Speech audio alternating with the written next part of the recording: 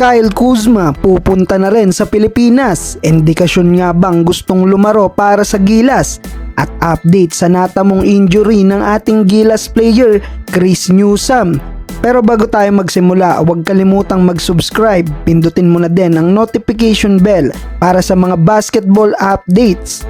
So daanan muna natin mga idol ang naging tapatan last Thursday ng Meralco Bolts kontra sa kupunan ng TNT Tropang Giga.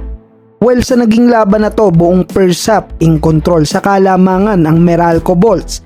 Isang hindi magandang pangyayari lang ang nangyari sa Gilas standout ng ma-injury scare si Newsome matapos madaganan ang paa nito ni Poy Eram.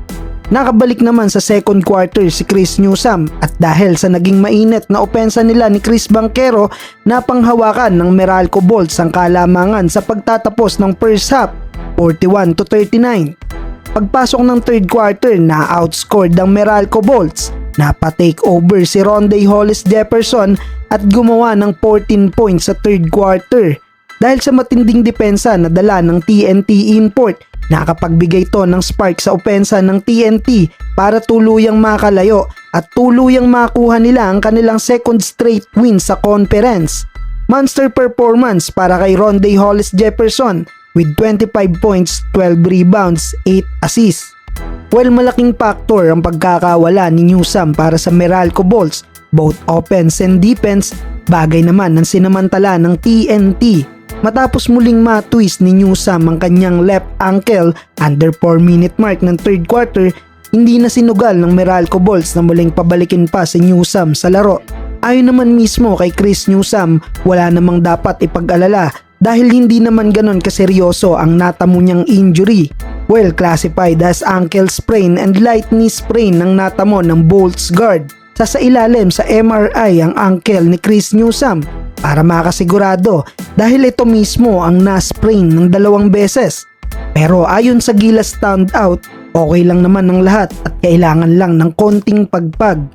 Puntahan naman natin mga idol ang balitang pagpunta ni Kyle Kuzma dito sa Pilipinas at ang rumor na gusto daw lumaro ni Kuzma sa Gilas.